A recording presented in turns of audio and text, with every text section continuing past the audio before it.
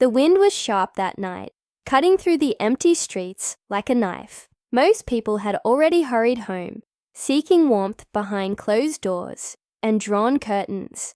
But amidst the shadows and cold, a boy no older than 15 sat huddled against the side of an old convenience store. His clothes were thin, more patches than fabric, and his breath came out in small clouds that vanished almost as quickly as they appeared. He pulled a frayed blanket tighter around his shoulders, the fabric worn, but the only barrier between him and the biting cold. His name was Evan. He had been on his own for a while now, long enough to learn which places offered a bit of shelter and where to find scraps of food, long enough to see the way people looked past him, eyes fixed straight ahead, as if acknowledging him would somehow make their worlds colder too.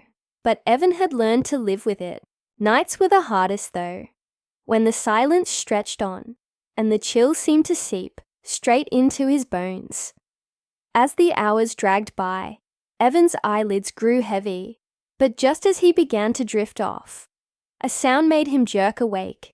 Soft footsteps, hesitant and shuffling, stopped just a few feet away. Blinking, Evan's eyes adjusted to the dim light of a distant street lamp, revealing a man standing there. His coat was rumpled, and his hands were shoved deep into his pockets. Everything about him screamed exhaustion, like someone who had been wandering for miles with nowhere left to go. For a moment, neither of them spoke. The man's eyes flickered to the blanket wrapped around Evan, and then to the empty stretch of pavement beyond.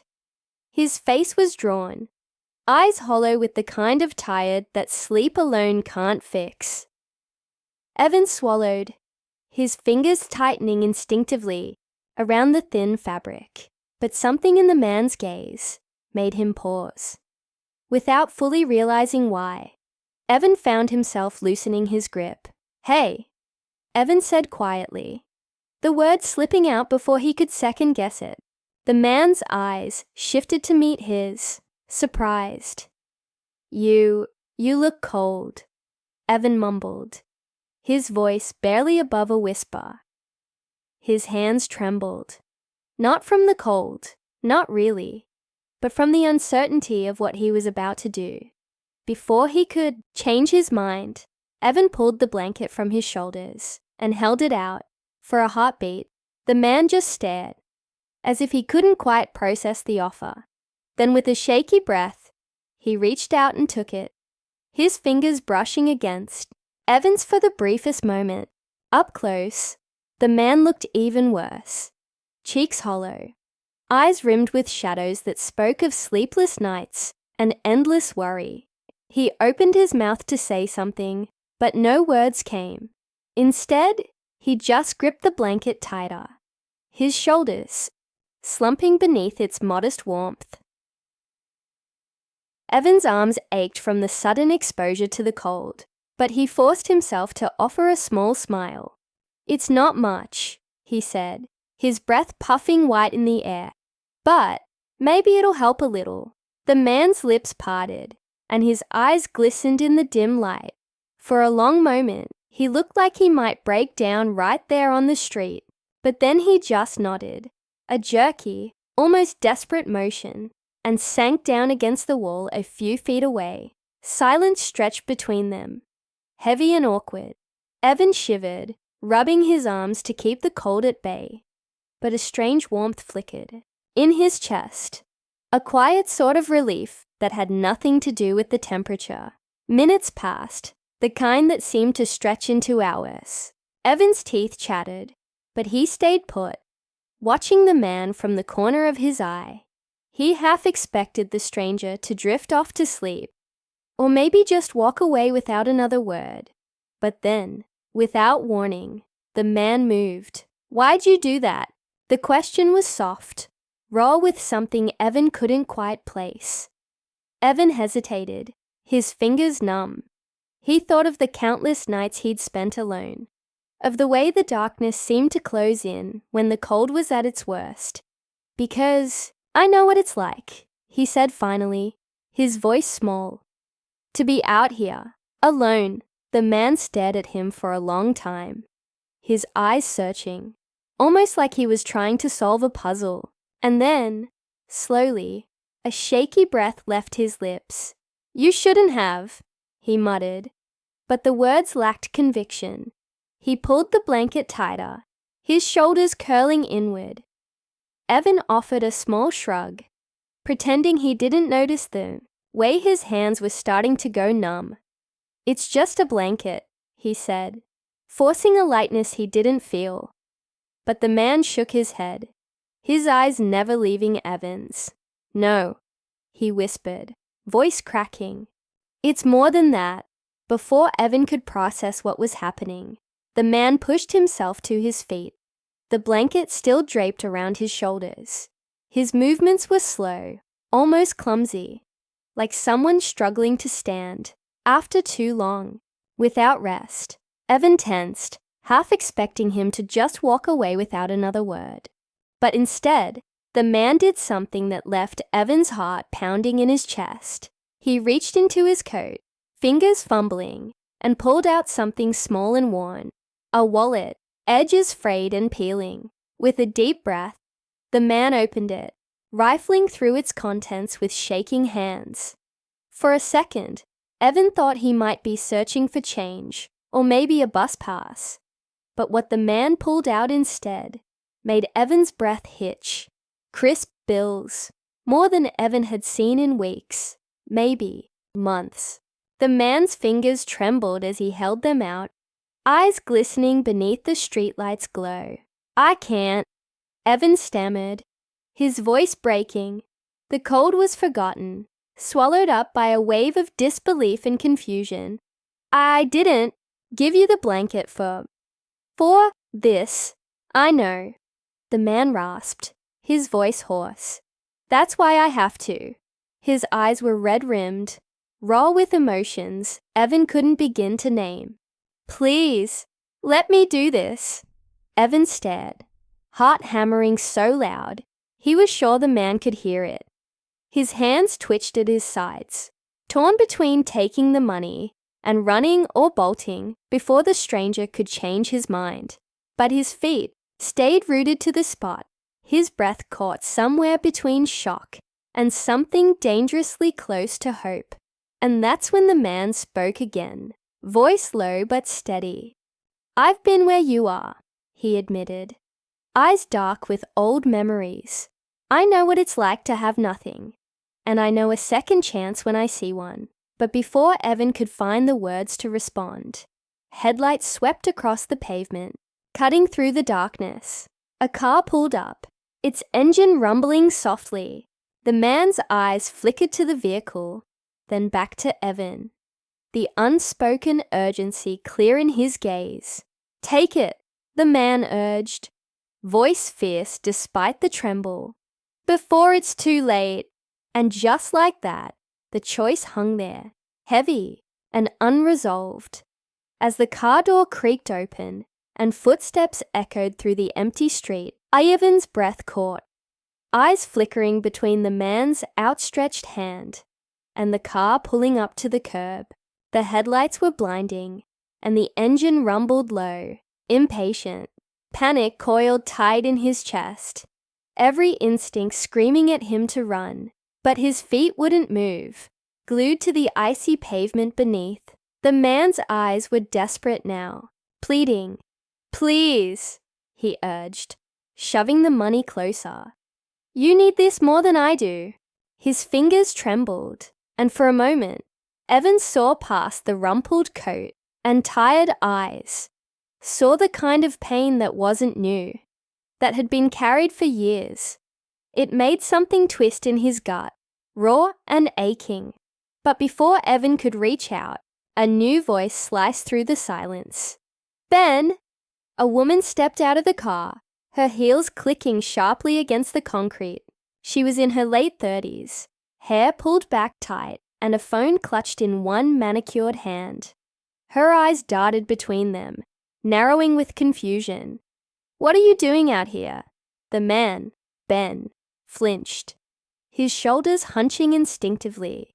The money slipped from his fingers, fluttering to the ground between them. For a heartbeat, no one moved. Then Ben cleared his throat, the sound rough and forced. Just helping, he mumbled, eyes fixed on the pavement. The woman's gaze slid to Evan, lingering a beat too long on his torn clothes and bare hands, her lips pressed into a thin line. In this neighborhood, at this hour, her voice was tight, carefully controlled, but the edge was unmistakable. Evan's chest tightened. Shame crept up his neck, hot and unwelcome. He bent quickly, scooping up the bills with stiff fingers, half expecting her to snatch them away. But she didn't move, just watched with that same pinched expression, like he was something unpleasant stuck to her shoe. Ben's jaw clenched. "I'll be right there," he muttered, eyes flicking to the woman's. For a moment, something passed between them. An unspoken argument cut short.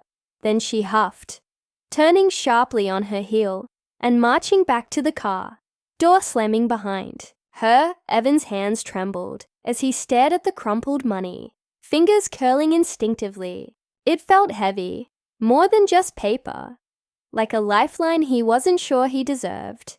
He looked back at Ben, throat tight. I can't." "Yes, you can," Ben cut in, voice firm but gentle. His eyes were earnest, almost desperate. "Get something warm to eat. Find a place inside for the night." He swallowed hard, Adam's apple bobbing. "Please, for me." Evan's fingers tightened, the sharp edges of the bills biting into his palm. The cold gnawed at him, every breath a struggle not to shiver. Finally he nodded, the motion small and jerky. "Thank you," he whispered, the words tasting foreign on his tongue. Ben's shoulders sagged with relief, a faint smile flickering across his face, but the moment was shattered by the car horn blaring, sharp and impatient. Ben flinched, eyes darting to the vehicle, and the guilt that flashed across his face was like a punch to the gut. I have to go," he stammered, stepping back reluctantly. His eyes lingered on Evan, hesitant, like he wanted to say more, but couldn't find the words. Then, with a shaky breath, he turned and hurried to the car, door slamming behind him. Evan watched as the car pulled away, taillights bleeding red into the dark. His fingers curled tighter around the money, disbelief and gratitude warring in his chest. For a moment, he just stood there, the wind slicing through his thin clothes, the weight of the bills pressing into his palm, like a promise too fragile to hold. But warmth alone wouldn't change anything. Evan knew that all too well. His feet moved before his mind caught up, legs stiff and aching as he stumbled down the street. The city stretched dark and endless around him, neon signs flickering like dying stars. He found an all-night diner a few blocks over, the kind with cracked vinyl booths and a sign that buzzed faintly. The warmth hit him like a wall the second he stepped inside, making his eyes sting and his hands throb painfully as the blood rushed back. The waitress behind the counter barely spared him a glance, eyes tired and mascara smudged.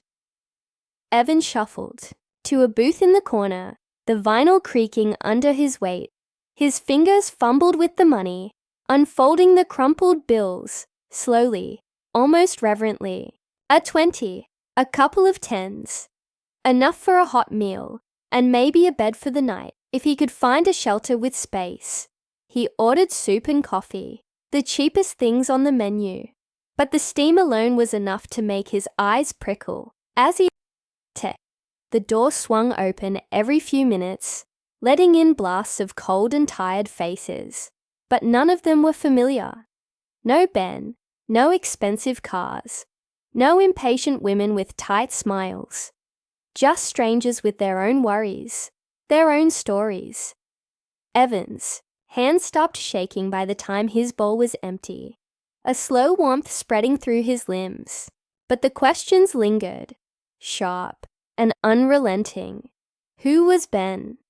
And why, out of all the people who passed by without a glance, had he stopped? The money should have been answer enough, but something about the way Ben's eyes had flickered, haunted, almost, left a weight in Evan's chest that no amount of warmth could melt. The hours slipped by, the diner's buzz fading to a low murmur. Evan's eyelids drooped, heavy with exhaustion, but he couldn't shake the unease prickling at the back of his neck. A part of him half expected Ben to reappear, to slide into the booth across from him with an explanation, or maybe just more questions. But when the door swung open next, it wasn't Ben. Just a pair of officers, shaking off the cold, eyes scanning, the room with the kind of wariness that made Evan's pulse stutter.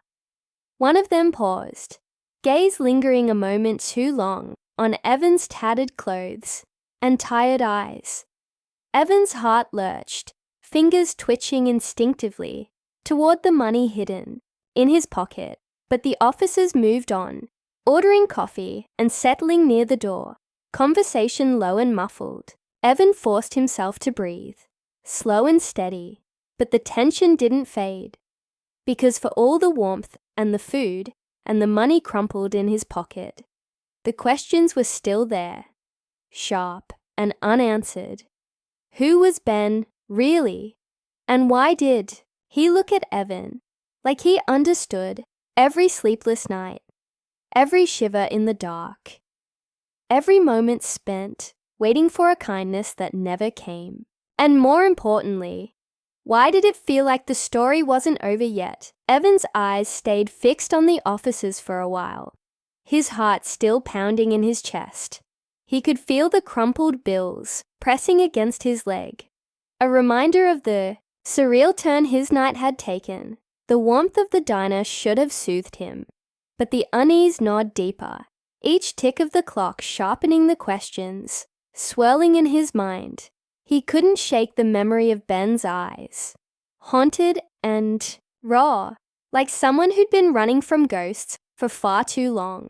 And the way he'd insisted Evan take the money, the desperation in his voice, didn't feel like the act of a guilty conscience trying to buy redemption.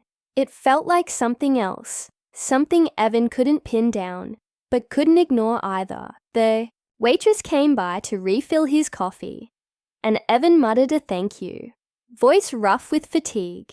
His fingers traced the edge of the mug absently, mind racing.